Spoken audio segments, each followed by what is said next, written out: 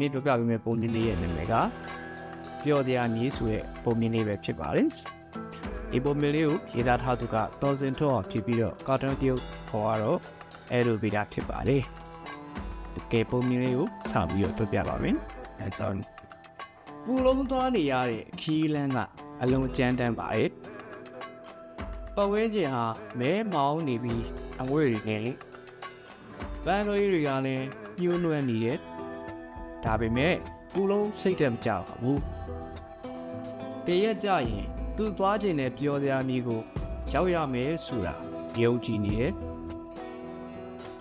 ပူလုံးနဲ့အတူသူ့တငယ်ချင်းတွေပါတယ်လေဟိုဝါရုပ်ရှဲလုံးလေးငညူနဲ့နွားကြီးတို့ဟာပူလုံးရဲ့တငယ်ချင်းတွေပါဘလောက်ပဲပင်ပန်းပါစီသူတို့ဟာပြောစရာမျိုးကြောင်းတချင်းကြပြားတွေဆိုပြီးခရီးဆက်နေကြတဲ့ပြောစရာမျိုးဟာတကယ်လို့ရှိရလားဟိုဝါကပြောတယ်ပြောစရာမျိုးကိုရောက်ရင်ငါတော့ခုံပေါက်ပြီးနေပါပဲလို့အားကောင်းတန်ပါတဲ့ချင်းလုံးကပြောပါတယ်ကြောက်တတ်တဲ့နွားကြီးကတော့လမ်းမှာဘာတွေဖြစ်မှာပါလဲလို့စိုးရိမ်နေတယ်သူတို့တချင်းကြပြားဆိုရင်ခရီးဆက်ကြတယ်ပြောစရာမျိုးပြောစရာမျိုးဒိုလေးရောက်ရဲ့ပြောစရာမျိုးလက်ချင်းဆက်ကချိတ်လို့ပဲတူတူသွားကြမလို့ပြောစရာမျိုးကိုသွားတဲ့လမ်းမှာခက်ခဲကြမ်းတမ်းတဲ့နေရာတွေအများကြီးကိုကြောဖြတ်ရတယ်နွားကြီးကသူ့မောနေပြီလို့ပြောတယ်ပူလုံးတို့ကနားကြီးပြောတချင်းဆိုပြရတယ်ပြောစရာမျိုးပြောစရာမျိုးဒိုလေးရောက်ရဲ့ပြောစရာမျိုးလက်ချင်းဆက်ကထိတ်လို့ပြီးတူတူသားကြမလို့ဟိုမှာကြောင်ပိန်ပါလားလို့ဆိုပြီးတော့ဖိုးဝါကလမ်းပြတယ်ကြောင်ပိန်ကခွေခွေလေးအိတ်နေမင်းတို့ကပြောစရာမျိုးဘယ်တော့မှရောက်လာမဟုတ်ဘူးကြောင်ပိန်ကပြောတယ်ဘာဖြစ်လို့ပါလဲလို့အားလုံးကသိကျင်သွားပြီပြောစရာမျိုးကိုမင်းတို့လက်ထဲကလူးမယ်အယုတ်တွေရှိကြောင်ပိန်ကပြန်ပြောတယ်ထုံးစံတိုင်းနွားကြီးကအရန်ကြောက်သွားလို့တငယ်ချင်းတွေကဝိုင်းအားပေးရတယ်ပြောစရာမျိုးပြောစရာမျိုးဒိုလေးရောက်ရဲ့ပြောစရာမျိုးလက်ချင်းဆက်ကချိတ်လို့ပဲတူတူသားကြမလို့ချင်းလုံးကတချင်းဆိုပြတယ်ဘယ်သူမှလိုက်မဆိုကြတော့ပူလုံးလဲစိတ်ပူတယ်ပြောစရာမျိုးကိုအားလုံးထက်အရင်သူတို့ရောက်မှဖြစ်တယ်သူတို့၄ယောက်အတွက်ပြောစရာမျိုးကိုကာကွယ်ရမယ်လို့ဖိုးဝါကပြောတယ်ရန်သူတွေဆိုတာတေချာလို့လားပြည်တိုင်းအောင်နေပူလုံးကမေးတော့တေချာအောင်လိုက်ပြမယ်လို့ကြောင်ငပိန်ကခေါ်တယ်ကြောင်ငပိန်နောက်ကိုဖိုးဝါလိုက်သွားတယ်အဲ့ဒီနေ့ကသူတို့တချင်းကြပြမရွတ်ကြဘူးနောက်တစ်နေ့ကျတော့ကြောင်ငပိန်နဲ့အတူဖိုးဝါပြန်ရောက်လာဆက်ဖို့ရုပ်ကလေးဖိုးဝါဟာရေတွေဆိုပြီးတော့အန်ရတွေရတယ်ငါတို့တော့တိုက်ခိုက်ခံရပြီကွာရန်သူတွေဟာ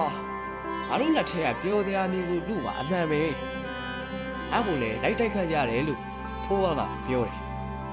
နွားကြီးကကြောက်လို့ငိုတယ်ချင်းတော့ကရန်သူတွေကိုပြန်တိုက်ခိုက်ကြရမယ်လို့ပြောတယ်မူလုံးကတေးသေးချာချာရှင်းပြပါအောင်လို့ဖိုးအောင်မေးတယ်ကျောင်းမပိန်ကတော့တတိပေးပြီးမှုထွက်သွားပါပြီကျောင်းမပိန်ကငါ့ကိုနောက်ထပ်လမ်းတစ်ခုကိုခေါ်သွားတယ်အဲ့ဒီလမ်းကစူးတွေအပြည့်နေပါပဲကွာကျောင်းကပေကငါ့ကိုလှမ်းပြတယ်ဟုတ်တယ်ကွာအယုတ်သုံးရုပ်တွေ့တယ်ထူးဆန်းလိုက်တာငါတို့နဲ့လည်းမတူတဲ့အယုတ်တွေကွာငါ့ကိုလည်းမြင်ရောဝါတုတ်ကောင်ကိုချခွာဆိုပြီးပြေးလိုက်ကြတယ်ငါလည်းထွက်ပြေးရပါလေရောရေထဲကျသွားလို့ငါနောက်ကိုမလိုက်တော့တာငါလည်းရေဆိုးပြီးပြေးကုန်ဖိုးဝါကပြောပြတယ်တော်တော်ဆိုးတဲ့ရန်သူတွေပဲ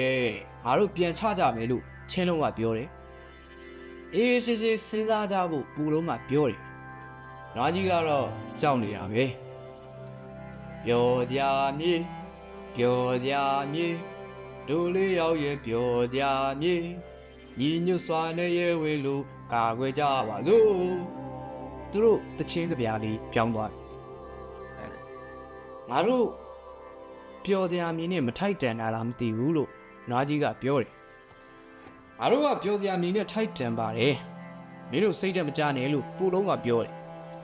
ဟိုမှာလာနေတဲ့ရုပ်တွေကမင်းကိုရေထဲမောင်းချတဲ့ရုပ်တွေလားဆိုပြီးချင်းလုံးကမေးတယ်ပျော်စရာမြင်ပျော်စရာမြင်လူလေးယောက်ရဲ့ပျော်စရာမြင်တို့မိကိုကာကွယ်ဖို့တိုက်ခတ်ကြပါစို့သူတို့တချင်းလေးကအရင်လိုမချူတာတော့ပဲမြင်သွားတယ်တဖြည်းဖြည်းနဲ့လေတူးရဲ့ရနံ့ကငွေးပြက်လာတယ်ပျော်စရာမြင်နာကိုနီးကပ်လာပြီဆိုတာပူလုံးတို့သိပါတယ်ပျော်စရာမြင်နာကိုနီးလာလေလေရန်သူနဲ့လည်းနီးလာလေလေပဲဆိုပြီးချင်းလုံးကတတိပေးတယ်ဒဏ်ရာတွေရထားတဲ့ဖိုးအောင်နွားကြီးကတည်ထားတာပေါ့ရှင်းလုံးကမီးရောင်တို့လင်းနေတဲ့အယုတ်ကိုချင်းလုံးကလှိမ့်ပြီးတိုက်လိုက်တယ်။သပင်ရှင်နဲ့အယုတ်မကနွားကြီးကိုတွန်းတယ်။ဖိုးဝါနဲ့ပူလုံးကိုအချွန်တက်တွေနဲ့အကောင်ကြီးကလက်ရိုက်တယ်။လာပြန်ပြီဝါတုတ်လူစိုးနာဗီတာမက်ဆက်ရုပ်တာတီးရဲ့ကွာ။တာတီးနဲ့ပူလုံးတို့ရေထဲကိုပြုတ်ကျသွားရင်လေစမ်းကြောင်းလင်းဟာတအားရေးစည်းကြံတာပဲ။သူတို့ဘယ်ရောက်သွားမှလဲမသိဘူးသူတို့ဘယ်ရောက်သွားမှလဲမသိဘူးစေယုတ်တာဒီကပူလုံးကိုကင်ပေါက်တယ်သိတယ်မဟုတ်လားပူလုံးကပြစ်တိုင်းတောင်နေပြစ်လိုက်တိုင်းဘယ်တော့မှမလဲဘူးစေယုတ်တာဒီရေပြစ်တိုင်းတော့ဆွမ်းအားကိုကြည့်လိုက်စမ်းဟဲ့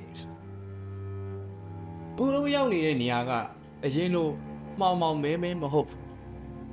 ဖိုးဝါကလူစိုးရုပ်မဟုတ်ဘူးကွမင်းတို့သူ့ကိုချလို့ငါတို့ကပြန်ချတာဆိုပြီးပူလုံးကပြန်ရှင်းပြတယ်မြက်ခင်းလေးတွေနဲ့ပန်းကလေးတွေဟာသိပ်လာတယ်ပြောစရာအမီကိုသူရောက်နေတာများလားငါတငယ်ချင်းဘာဖီမီချောနဲ့ရဲကြီးတို့ဘာဖြစ်နေပြီလဲမသိဘူးလို့တာတီးကပြောတယ်မင်းတို့ထိုးဆန်းတဲ့ရုပ်တွေကဘာဖြစ်လို့ငါတို့ကိုတိုက်ခတ်ရတာလဲလို့ပူလုံးကမေးလိုက်တယ်ဝါတို့လူစိုးရုပ်ကိုတိုက်တာကွာသူဟာငါတို့ကိုပြောစရာမြေကိုမရအောင်လာတိုက်ခိုက်လိမ့်မယ်လို့မိတ်ဆွေတယောက်ကတတိပေးထားတယ်ဆိုပြီးတာတီးကပြောတယ်သူတို့နှစ်ဖွဲ့ကိုရန်တိုက်ပြီးတဲ့လူစိုးစစ်ကိုတိကြပြီကြောင်ကပိန်မင်းနေမှာပေါ့အဲ့ဒီချိန်မှာအရန်သားရတဲ့အတန်လေးတွေသူတို့စီကိုလာနေရတယ်အတန်ပိုင်ရှင်တွေကပြောစရာမြေမှာသူတို့အလိုချင်ဆုံးယေရနာတွေပေါ့ကလေးတွေပါပဲပြတိုင်းတော်ပူလုံးနဲ့စိတ်ရုပ်တာတီးတို့ဟာပျော်လုံးလို့တယောက်ကိုတယောက်ဖတ်ထားကြတယ်အယုတ်တွေရဲ့အိမ်မက်စိတ်ကူးကတစ်ချိန်မှာခလေးတွေနဲ့ကစားဖို့ပဲလေခလေးတွေကသူတို့နှစ်ယောက်ကိုတိတ်ချစ်ကြတယ်ခလေးတွေအချိန်ဆိုစံတဲ့အယုတ်တွေကိုရေကိုရောက်အောင်သွားခေါ်ရမယ်ရန်နေရကြတဲ့အခါမှာပျော်စရာမီကိုအယုတ်တွေအကုန်ရောက်လာကြတယ်ချင်းလုံးငညူကရဲကြီးကိုတောင်းပန်တယ်ဘာဘီမီချောနဲ့နွားကြီးဟာသိခင်ကြတဲ့တငယ်ချင်းတွေဖြစ်သွားကြပါပြီ။ကြောင်ကပိန်ပြောတိုင်းမြုံမှုသူတို့ဆုံးဖြတ်ထားကြတယ်။ပျော်ကြမြေလူအလုံးရဲ့ပျော်ကြမြေလက်ချင်းစကချိတ်လို့ပဲတူထိမ့်သိမ့်လေးသူတို့တချင်းကြပြားလေးငိမ့်ချမ်းသွားပါပြီ